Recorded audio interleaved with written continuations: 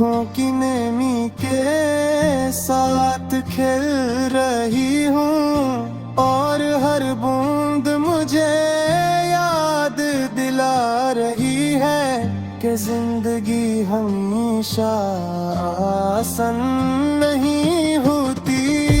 कभी कभी इंसान को अपनी खामोशियों से बातें करनी पड़ती है ताकि दिल का बोझ कम हो। मैं बस सोचता रहता हूँ माजी की यादें और मुस्तकबल के खौफ,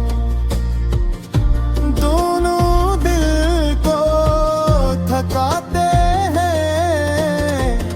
शायद कल एक नई रोशनी आए, शायद दिल दोबारा मुस्कुराए, लेकिन आज के लम्हे में ये तन्हाई और ये दर्द ही मेरा सब कुछ है।